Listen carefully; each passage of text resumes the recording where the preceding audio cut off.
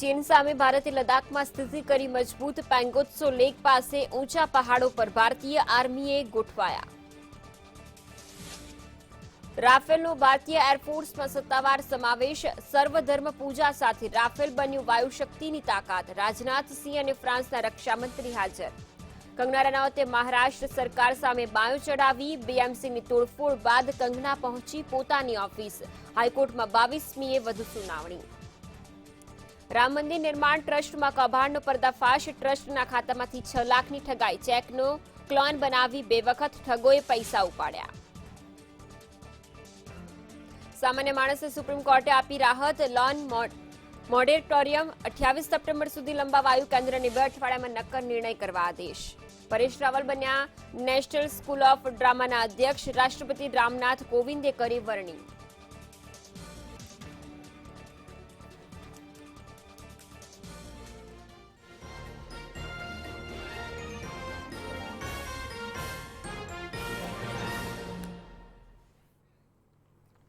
નમસ્કાર, સ્વાગત છે આપનું મંતવ્ય લાઈવમાં. હું છું આપની સાથે ફાલ્ગુની. સમાચારોની વાત કરીએ. અગત્યના સમાચાર મળી રહ્યા છે. ભારત અને ચીન વચ્ચે તણાવ વધી રહ્યો છે. સતત આ તણાવભરી પરિસ્થિતિ ભારત અને ચીન વચ્ચે જોવા મળી રહી છે. લદ્દાખ પર એક ફાયરિંગથી સ્થિતિ વણસે તેવી શક્યતા હવે સેવવામાં આવી રહી છે. સતત આ તણાવની સ્થિતિ ઊંચાઈવાળા પહાડોમાં યુદ્ધ માટે જાહેર જે તમામ ચોકીઓ છે, સેનાનો કબજો પણ જોવા મળી રહ્યો છે. ભારતીય સેનાએ સ્થિતિને હાઈએસ્ટ એલર્ટ ઘોષિત કરી દીધી છે. સતત આ તણાવ એલએસી પર જોવા મળી રહ્યો છે. ભારત અને ચીન વચ્ચેનો તણાવ જે તમામ રીતે વધતો જોવા મળી રહ્યો છે. એક ફાયરિંગની ઘટના અને હવે તમામ રીતે જે ચીની આર્મીનો ખડકલો એલએસી પર જોવા મળી રહ્યો છે. મસમોટી ચીનની આર્મીનો ખડકલો અહીં જોવા મળી રહ્યો છે. સ્થિતિ વણસે તેવી શક્યતાઓ હવે સેવવામાં આવી રહી છે. ઊંચાઈવાળા પહાડોમાં યુદ્ધ માટે માહેર જે પણ સાધનો છે ચીનના, તે જોવા મળી રહ્યા છે. ભારતીય સેનાનો કબજો પણ જોવા મળી રહ્યો છે.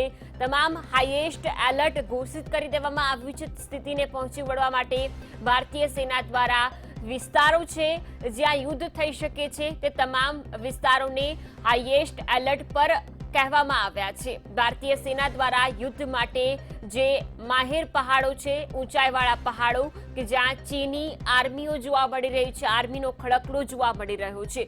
મોટી સંખ્યામાં ચીનના સૈનિકો અહીં તહેનાત જોવા મળી રહ્યા છે. લાગી રહ્યું છે કે તણાવ હવે વધુ ઉગ્ર બને તેવી સંભાવના છે. યુદ્ધ પણ થાય તેવી સ્થિતિનું નિર્માણ થાય તેવા પ્રકારના સંકેતો જોવા મળી રહ્યા છે. આ સ્થિતિ વણસી રહી છે ભારત અને ચીન વચ્ચેની કે જ્યાં યુદ્ધ માટે જે માહેર ભારતીય સેના છે જેના દ્વારા અત્યારે હાઈએસ્ટ એલર્ટ ઘોષિત કરી દેવામાં આવ્યું છે. ભારતીય સેનાએ સ્થિતિને જોઈને આ હાઈએસ્ટ એલર્ટ ઘોષિત કરી દીધું છે. ભારત અને ચીન વચ્ચેનો જે તણાવ વધુને વધુ ઉગ્ર બનતો જઈ રહ્યો છે. છેલ્લા ઘણા મહિનાઓથી આ સ્થિતિ જોવા મળી રહી છે. અનેક વખત વાટાઘાટો બંને દેશો સાથે કરી છે. બંને દેશો સાથે વાતચીત દરમિયાન પણ કોઈ પણ પ્રકારનો નિવેડો નથી આવી રહ્યો. વાતચીત દરમિયાન સ્થિતિ ત્યાંની ત્યાં જ જોવા મળી રહી છે. પરંતુ હવે આ સ્થિતિ વધુ ઉગ્ર બને અને યુદ્ધ તરફ જાય તે પ્રકારના અણસાર સેવાઈ રહ્યા છે. લદ્દાખ પર એક ફાઇટિંગથી આ સ્થિતિ વરસી છે. ફાયરિંગની ઘટના બની જેના કારણે હવે તણાવમાં વધારો જોવા મળી રહ્યો છે. એલએસી કે જ્યાં ચીની આર્મીનો ખડકલો જોવા મળી રહ્યો છે. આ વિસ્તાર કે જે ભારત અને ચીનની સરહદનો વિસ્તાર છે અને આ જ વિસ્તાર પર હવે ચીની આર્મીનો ખડકલો. ઓનલાઈન પર સંવાદદાતા જોડાયા છે પરેશ ચૌહાણ. પરેશ, સ્થિતિ વણસતી હોય તે પ્રકારના સમાચારો ભારત અને ચીન વચ્ચેના. ફાલ્ગુની એક્સપ્રેસતા તો હું એ કરી દેવા માંગુ છું કે જે એલએસી પર પેંગોંગ લેક છે ત્યાં કોઈ ફાયરિંગ નથી થયું, પરંતુ એવું કહેવામાં આવી રહ્યું છે કે સ્થિતિ એટલી વિકટ છે કે જો એક ફાયરિંગ થાય તો પણ કદાચ યુદ્ધની સ્થિતિ નજીક આવી જઈએ. હવે જે છેલ્લા લગભગ 3 થી 4 મહિનાથી ભારત અને ચીનની સેના વચ્ચે જે તણાવ પરિસ્થિતિ છે તેનું કેન્દ્રબિંદુ બની ગયું છે પેંગોંગ ઝીલ એટલે કે પેંગોંગ લેક જે આવેલું છે લદ્દાખમાં. પેંગોંગ લેકની ઉત્તર અને દક્ષિણ બંને તરફ બંને જે સેનાઓ છે એટલે કે ભારત અને ચીનની તેમણે પોતપોતાની સ્થિતિ મજબૂત કરી દીધી છે. સૌથી વધુ જે સ્થિતિ જે છે તે ભારતની મજબૂત છે, કારણ કે ભારતીય સૈનિકો ખૂબ ઊંચાઈ પર છે, જ્યારે જે ચીનના સૈનિકો છે તે થોડા નીચે એટલે કે ડાઉન સાઈડ પર છે. આ સ્થિતિ 1962ના યુદ્ધમાં જ્યારે નિર્માણ પામી હતી ત્યારે આનાથી ઉલટી સ્થિતિ હતી. ત્યારે જે ચીનના સૈનિકો હતા તે પર્વતની ઉપરની સાઈડમાં હતા અને ભારતીય સૈન્ય જે હતું તે નીચેની સાઈડમાં હતું, જેનું નુકસાન ભારતીય સૈન્યને થયું હતું.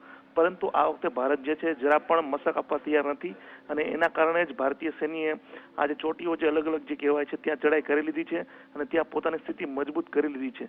જો કે ચીનના સૈનિકોએ આપણને ત્યાંથી ખદેડવા માટે અનેક પ્રયાસો કર્યા, પરંતુ આપણી સેના જે છે મજબૂતીથી ત્યાં જે કેવાય એક રીતે કહી શકાય કે પોતાની સ્થિતિ મજબૂત બનાવી દીધી છે. અને ભારતીય સૈન્યના એક અધિકારીએ તો એવું કહ્યું છે કે હાલની જે સ્થિતિ છે આ પેંગોંગ લેક છે એની આસપાસની ખૂબ જ હાઈએસ્ટ એલર્ટ વાળી સ્થિતિ છે. માની લો કે કોઈ એક નાનું અમથું તણખલું જરે એટલે કે બેમાંથી એક તરફમાં જો કોઈ એક પણ જો ફાયરિંગ થાય તો કદાચ સ્થિતિ આપણે કહી શકીએ કે યુદ્ધની નજીક જાય તો પણ નવાય નહીં, કારણ કે બંને તરફની જે સ્થિતિ છે ખૂબ જ મજબૂત બની ચૂકી છે. એકબીજાના જે સૈનિકો છે તેની જે સંખ્યાઓ છે રોજે રોજ બંને સેનાઓ વધારી રહી છે અને એક ફાયરિંગ તો હજી કોઈ નથી થયું, પરંતુ જે ગોગરા અને હોટ સ્પ્રિંગ ને દેપસાંગ ને જે અલગ અલગ દૌલતબેગ ઓલ્ડી જે છે ત્યાં પણ બંને જે સેના છે તેમને એકબીજાની સૈનિકો તૈનાત કરી દીધા છે. એટલે 4 મહિનામાં હાલની સ્થિતિ સૌથી વિકટ છે અને આ સપ્ટેમ્બર મહિનામાં કોઈ એક રીતે કહી શકાય કે કોઈ મોટી ઘટના ના સર્જાય તો નવાય નહીં, કારણ કે આમ તો જો રાજકીય રીતે જોઈએ તો બંને દેશોના જે વિદેશ મંત્રીઓ છે તે મળ્યા, જિનપિંગ અને મોદીને મળવાની પણ જે એક રીતે વાતચીત ચાલી રહી છે, પરંતુ આ વાતો, મંત્રણાઓ અને બેઠકોના દોર વચ્ચે આપણે એના ભૂલવું જોઈએ કે તમામ વસ્તુઓ નિષ્ફળ જઈ ચૂકી છે. આનો ઇનકાર ભલે સરકાર કરે અથવા તો ચીનની સરકાર કરે, પરંતુ વાસ્તવિકતા એ છે કે ખૂબ જ વિકટભરી સ્થિતિ છે. જો આમાં કોઈ પણ જો એક રીતે કહી શકાય કે થોડુંક મિસમેનેજમેન્ટ થયું હતા પણ અથવા થોડી પણ જો લાપરવાહી જો દાખવવામાં આવી તો કદાચ એનું નુકસાન જે છે બેમાંથી કોઈ એક સૈન્ય જે છે તેને ભોગવવું પડી શકે છે. કદાચ એટલા માટે જ બંને સેનાઓ મજબૂત છે અને આપણા માટે સારી વાત એ છે કે આપણી સ્થિતિ સૌથી મજબૂત છે, સૌથી હાઈએસ્ટ પોઈન્ટ પર આપણે છીએ. એટલે ચિંતા કરવાનું કોઈ એ રીતે કારણ નથી, પરંતુ છતાંય એલર્ટ રહેવું પડશે અને જે ભારતીય સૈનિકો છે તે પણ એકદમ એલર્ટ છે અને દેશની જે લોકો છે તેને પણ તેઓ આશ્વાસન આપી રહ્યા છે કે કોઈ ચિંતાનું કારણ નથી, આપણી સ્થિતિ સૌથી મજબૂત છે. ફાલ્ગુની, બિલકુલ પરેશ, સ્થિતિ વણસે નહીં તે પ્રકારના પ્રયાસો થવા જોઈએ, પરંતુ ક્યાંક ચીની મીડિયા, ચીની અખબાર ગ્લોબલ ટાઈમ્સ કે જે આ આખી સ્થિતિમાં આગમાં ઘી ઠાલવવાનું કામ કરતી હોય તે પ્રકારના આર્ટિકલો જોવા મળી રહ્યા છે. ચીનનું જે સરકારી અખબાર છે ગ્લોબલ ટાઈમ્સ, તેમના જો છેલ્લા એક અઠવાડિયાના જો તમે લેખ જુઓ તો એમાં સ્પષ્ટ રીતે એવું જાણે યુદ્ધનું વાતાવરણ ઊભું કરવામાં આવ્યું હોય તેવું આપણને સામે આવે છે. હવે જો ગઈકાલની જ વાત કરીએ તો ગ્લોબલ ટાઈમ્સમાં કાલે જ એક લેખ આર્ટિકલ હતો કે જેમાં લોકોને એવું પૂછવામાં આવ્યું હતું કે યુદ્ધ કરવું જોઈએ કે નહીં, અને જો કરવું જોઈએ તો આપણે મજબૂત સ્થિતિમાં છીએ એવું લોકોને તેઓ ચીનના લોકોને મેસેજ આપવા માંગતા હતા. આપણે સૌ કોઈ જાણીએ છીએ તેમ જે ચીનમાં છે મીડિયા સ્વતંત્ર નથી. જ્યાં સુધી વાત ગ્લોબલ ટાઈમ્સની છે તો એ સરકારી અખબાર છે, એમાં જે વસ્તુઓ છપાતી હોય છે તેની ઉપર સીધી રીતે ચીનની સરકારનો નિયંત્રણ હોય છે. એટલે સ્વાભાવિક રીતે ચીનની સરકારનો જો મંજૂરી હશે તો જ આ સમાચાર છપાયા હશે.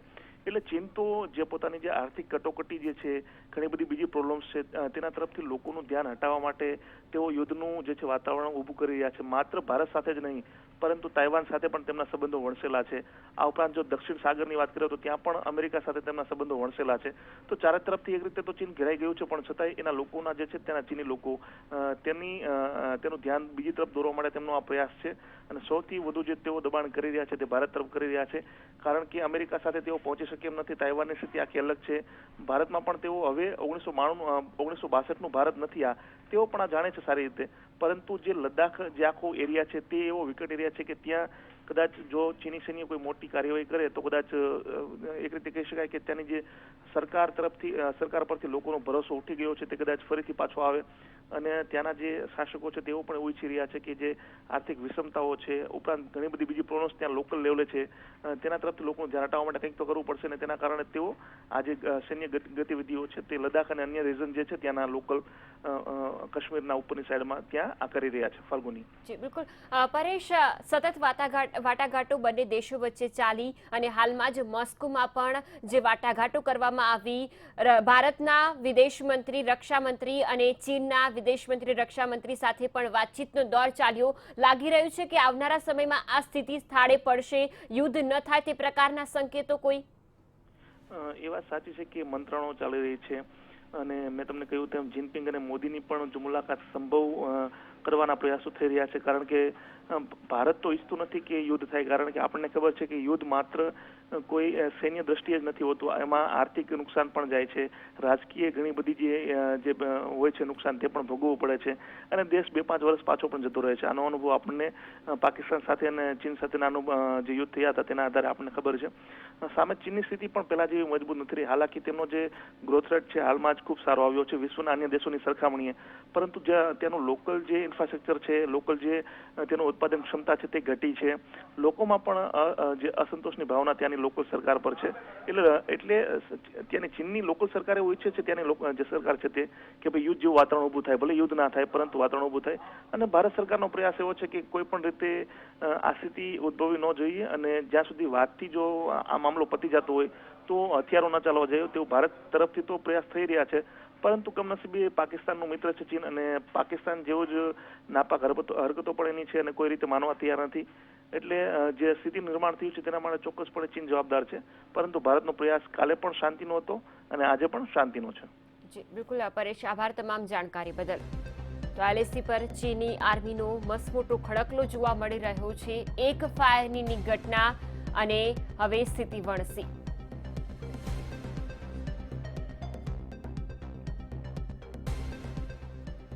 ભારતે પેંગોંગ લેક પાસેના ઊંચાઈએ આવેલા મહત્વના શિખરો કબજે કરી લીધા બાદ ચીન હતપ્રદ બની ગયું છે.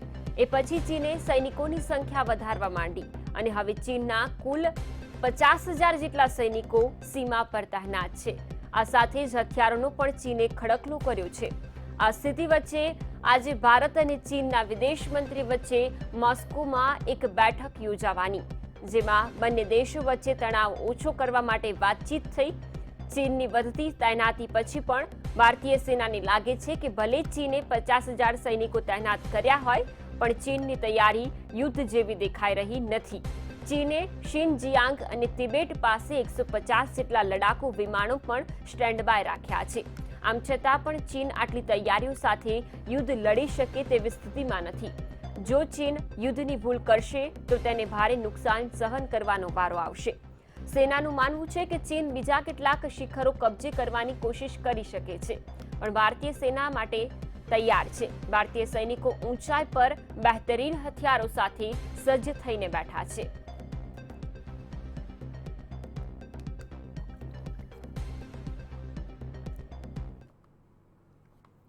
ભારતીય સેનાએ લદાખ ક્ષેત્રમાં મહત્વપૂર્ણ કામગીરી પૂર્ણ કરી લીધી છે. ગલવાનમાં ચીનના વિશ્વાસઘાત અને પેંગોંગ ત્સો લેક પાસે ચીનની અવરચંડાઈ બાદ ભારતીય આર્મી હવે સંપૂર્ણ એગ્રેસિવ એપ્રોચ સાથે આગળ વધી રહી છે. ભારત માટે ખુશખબરી એ છે કે ચીની આર્મીને ખદેડ્યા બાદ આર્મીએ લદાખના મહત્વપૂર્ણ પહાડો પર કબજો જમાવી લીધો છે. ચીનને પહેલા ખદેડ્યું, હવે ભારતે જમાવ્યું ટોચના પહાડો પર સ્થાન. ઊંચાઈ પરથી ચીન પર બાજ નજર. 1962ના દમ પર ચીન ભારતને વારંવાર દબાવવાની અથવા તો લલકારવાની કોશિશ કરે છે, પરંતુ હવે એ દિવસો ભૂતકાળ બની ગયા છે. કારણ કે ગલવાનમાં ધૂળ ચટાડ્યા બાદ હવે ચીની આર્મીને હંમેશા ભારતીય આર્મી સામે માથું જોવાનો જ વારો આવ્યો છે. પેંગોંગ લેકના દક્ષિણ કિનારે 29-30 ઓગસ્ટે ચીની સૈનિકોને દૂર સુધી ખદેડીને મહત્વપૂર્ણ પહાડોની ટોચો પર કબજો જમાવનારી ભારતીય સેનાએ હવે પેંગોંગ લેકના ઉત્તર કિનારે આવેલ ફિંગર 4 વિસ્તારમાં પણ હવે પોતાની પોઝિશન મજબૂત બનાવી લીધી છે. ફિંગર 4 એરિયામાં ભારતનો કબજો. ફિંગર 4 એરિયાની સામે ચીની આર્મી. સરકારના ટોચના સત્તાવાર સૂત્રોના જણાવ્યા અનુસાર ભારતે હવે ફિંગર 4 એરિયામાં પણ પોતાની સ્થિતિ વધારે મજબૂત બનાવી લીધી છે. આ એ જ વિસ્તાર છે કે જ્યાં ચીની સૈનિકો મોટા પ્રમાણમાં ધસી આવ્યા હતા. જોકે સૂત્રોએ એમ પણ કહ્યું છે કે ચીની સૈનિક હજી પણ ફિંગર 4ની રીજલાઇન વિસ્તારમાં યથાવત છે. ભારત અને ચીની સેના આમને સામને આવ્યા બાદ ચીની આર્મી ફિંગર 4 થી 8 સુધી પાછી ખસવા તૈયાર નથી અને ફિંગર 5 થી ફિંગર 8 વચ્ચે નિર્માણ કાર્ય પણ શરૂ કરી દીધું છે. ચીનના સૈનિકો અને વાહનોની સતત અવરજવર વચ્ચે સ્થિતિ દિવસે ને દિવસે વધુ તણાવપૂર્ણ બનેલી છે. બ્યુરો રિપોર્ટ, મંતવ્ય ન્યૂઝ. લદ્દાખમાં પેંગોંગ સરોવર પાસે ભારત અને ચીની સેના આમને સામને આવ્યા બાદ તણાવની સ્થિતિ સર્જાઈ. ભારતીય સેનાએ ફિંગર 4 પર ડેરો જમાવ્યો. બીજી તરફ ચીની આર્મી ફિંગર 4 થી 8 સુધી પાછી ખસવા તૈયાર નથી. ફિંગર 5 થી ફિંગર 8 વચ્ચે નિર્માણ કાર્ય શરૂ કરી દીધું છે. ચીનના નવા સૈનિકો અને વાહનો પણ નજરે પડ્યા છે. જો કે actual line of control finger 8 પર છે. તેમ છતાં ચીની સેના LAC ક્રોસ કરીને ફિંગર 5 સુધી પેટ્રોલિંગ કરે છે. જો કે આ વખતે ભારતીય સેના પણ આક્રમક મૂડમાં છે. ચીનની કોઈ પણ ચાલાકીનો જડબાતોડ જવાબ આપવામાં આવશે. ચીને 29 અને 30 ઓગસ્ટની રાત્રે ઘૂસણખોરીનો પ્રયાસ કર્યો હતો. ભારતીય સેનાના આક્રમક વલણના કારણે ચીની સેના પાછળ ખસી હતી. LAC પર ભારતીય સેના સંપૂર્ણ રીતે એલર્ટ છે. પેંગોંગ લેકના દક્ષિણ કિનારે ઊંચાઈવાળા સ્થળે સેના તહેનાત છે. તો સતત આ તણાવભરી સ્થિતિ અને આ તમામની વચ્ચે ભારતીય સેના સંપૂર્ણપણે તમામ પરિસ્થિતિને પહોંચી વળવા માટે તૈયાર છે. કોઈ પણ હિસાબે ચીન ઘૂસણખોરી કરે તે પ્રકારે ભારતીય સેના જડબાતોડ જવાબ આપી રહી છે. આ પહેલા પણ ગયા મહિને જે પ્રકારે ઘૂસણખોરી કરવાનો ચીન દ્વારા પ્રયત્ન કરાયો ત્યારે પણ ભારતીય સેનાએ તેને જડબાતોડ જવાબ આપ્યો હતો. ફિંગર 5 સુધી હવે ચીની સૈનિકો જોવા મળી રહ્યા છે. જો કે LAC જે કંટ્રોલ લાઇન છે તે ફિંગર 8 પર છે.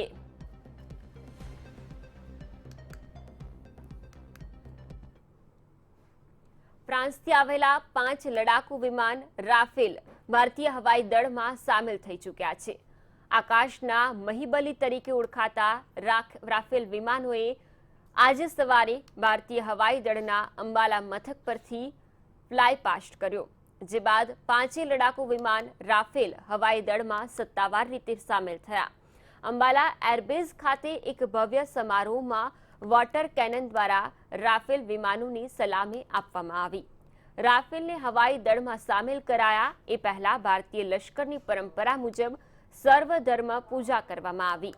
આ પ્રસંગે ભારતના સંરક્ષણ પ્રધાન રાજનાથસિંહ અને ફ્રાન્સના સંરક્ષણ પ્રધાન ફ્લોરેન્સ પાર્લે પણ ઉપસ્થિત રહ્યા. ભારતીય લશ્કરની ત્રણેય પાંખના વડા અને વરિષ્ઠ અધિકારીઓએ પણ આ પ્રસંગે હાજરી આપી. હવાઈ દળની 17મી સ્ક્વોડ્રન ગોલ્ડન એરોઝમાં આ 5 રાફેલ વિમાનોને જોડવામાં આવ્યા છે. અંબાલા ભારત પાકિસ્તાનની પંજાબ તરફી સરહદ નજીક આવેલું હવાઈ દળનું મથક છે. ત્યારે સૈન્ય રણનીતિની દ્રષ્ટિએ અંબાલા એરબેઝ પર રાફેલ વિમાનોની તહેનાતી મહત્વની બની રહે છે.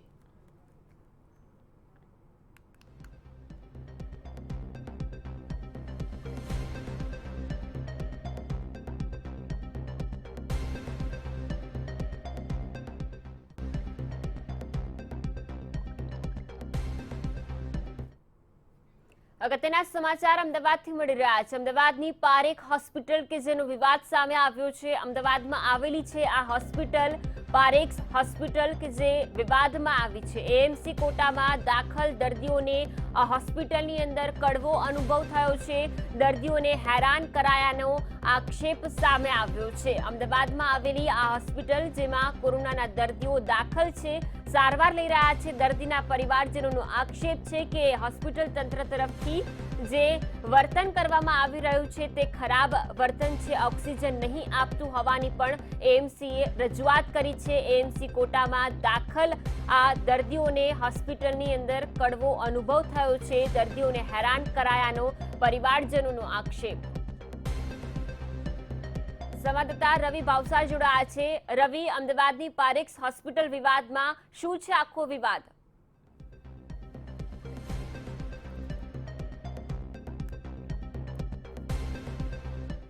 બિલકુલથી ફાલ્ગુની જો વાત કરવામાં આવે તો જે પ્રમાણે અમદાવાદમાં આવેલી શ્યામલ 4 રસ્તા પાસે જે પારેખ હોસ્પિટલ છે તેનો એક વિવાદ સામે આવ્યો છે. જે પ્રમાણે જે હોસ્પિટલના જે દર્દીઓ છે તે દર્દીઓને જે ઓક્સિજન ન હોવાના કારણે બીજી હોસ્પિટલમાં ટ્રાન્સફર કરવાને લઈને જે વિવાદ છે તે વિવાદ સામે આવ્યો છે. જે પરિવારજનો છે તેમની જોડે સીધી વાત કરીશું. શું વિવાદ હતો અને શું કીધું હતું તમને ડોક્ટર દ્વારા, શું સૂચના આપવામાં આવી હતી? અભી હાલ જ હોસ્પિટલ વાળા ઓથોરિટી વાળાએ સાંજે 6 વાગે અમને એનાઉન્સમેન્ટ કર્યું કે ભાઈ તમારા પેશન્ટને બીજી જગ્યાએ શિફ્ટ કરવામાં આવશે. ઓક્સિજન નથી અત્યારે અમારી જોડે પર્યાપ્ત ઓક્સિજન નથી, એટલા માટે એમને ટ્રાન્સફર કરવામાં આવશે.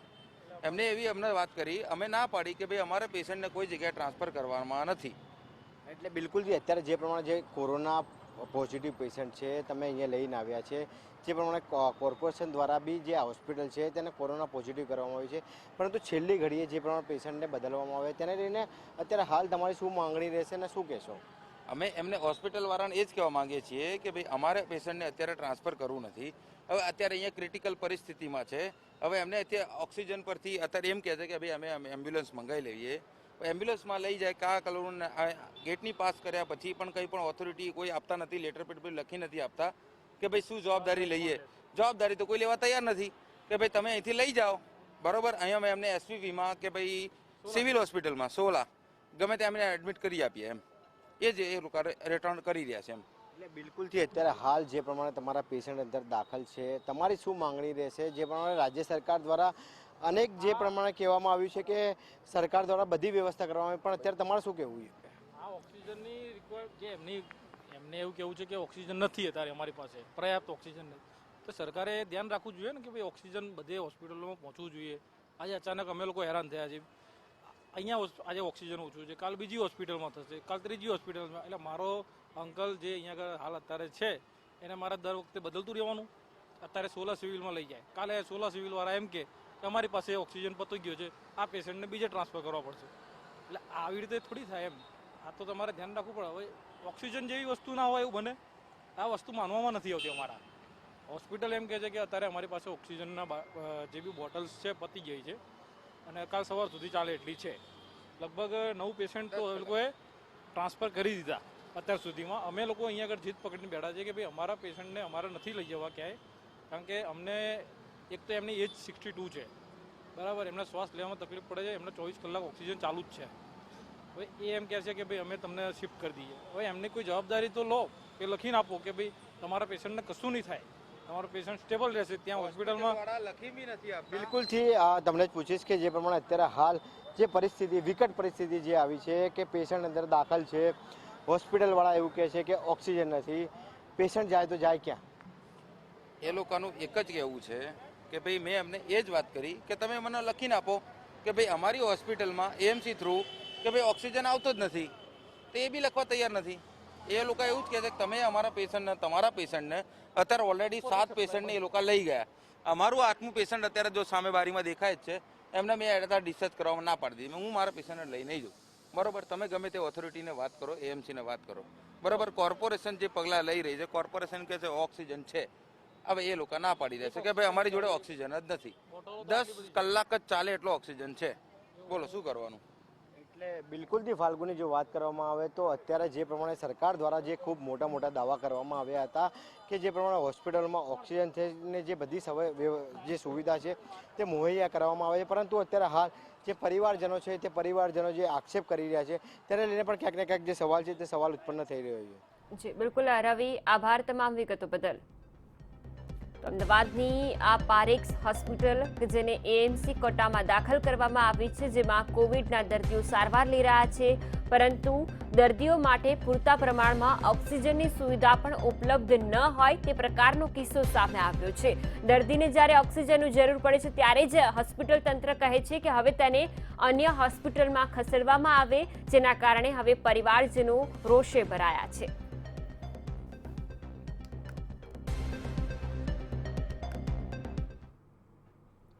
અયોધ્યામાં ભવ્ય રામ મંદિર નિર્માણ માટે રચાયેલા શ્રી રામ જન્મભૂમિ તીર્થ ક્ષેત્ર ટ્રસ્ટના બેંક ખાતામાં છેતરપિંડીનો મામલો સામે આવ્યો છે. 2 ક્લોન ચેક રજૂ કરીને 6 લાખ રૂપિયા ઉપાડી ફ્રોડ આચરવામાં આવ્યું. લખનૌની 2 બેંકોમાં ચેક ક્લોનિંગ દ્વારા શ્રી રામ જન્મભૂમિ તીર્થ ક્ષેત્રના બેંક ખાતામાં આ છેતરપિંડી આચરવામાં આવી હોવાની ચોંકાવનારી ઘટના સામે આવી. 2 ક્લોન ચેક દ્વારા કુલ 6 લાખ બારોબાર ચાઉં થઈ ગયા. આ મામલે અજાણ્યા શખ્સ વિરુદ્ધ અયોધ્યા પોલીસ સ્ટેશનમાં ફરિયાદ દાખલ કરાઈ છે અને પોલીસે આરોપીને પકડી લેવાના પ્રયાસો હાથ ધર્યા છે. 2 ક્લોન ચેક દ્વારા આરોપીને 6 લાખ રૂપિયા ઉપાડી લીધા હોવાનું જણાયું. 2 વખત બોગસ ચેક પાસ થઈ ગયા બાદ ત્રીજો ચેક રજૂ કરવામાં આવ્યો. જોકે બેંકે આ વખતે ટ્રસ્ટના મહાસચિવ ચંપતરાયને જાણ કરાતા ત્રીજી વખત ફ્રોડ આચરનાર સફળ થયો ન હતો. 1 સપ્ટેમ્બરથી એક બેંક એકાઉન્ટમાંથી 2.5 લાખની રકમ, જ્યારે તેના 2 દિવસ બાદ 3.5 લાખની રકમનો ઉપાડ થયો. ત્રીજી વખત 9,86,000નો ચેક લખનૌની બેંકમાં રજૂ કરવામાં આવ્યો. બેંકે વેરિફિકેશન માટે ટ્રસ્ટને ફોન કર્યો, ત્યારબાદ બેંકે પેમેન્ટ અટકાવી દીધું. શ્રી રામ જન્મભૂમિ તીર્થક્ષેત્ર ટ્રસ્ટના મહાસચિવ ચંપતરાયે જ્યારે એકાઉન્ટની વિગતો તપાસી ત્યારે નાણાં ઉપાડવામાં આવ્યા હોવાની માહિતી મળી.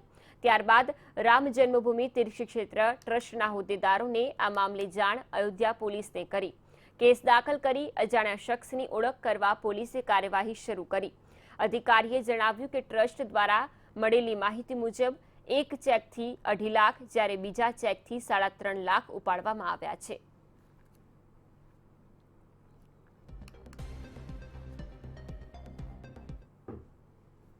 આ સાથે જ મંતવ્ય લાઈવમાં હાલ બસ આટલું જ. વધુ સમાચારો માટે આપ જોતા રહો મંતવ્ય ન્યૂઝ. નમસ્કાર.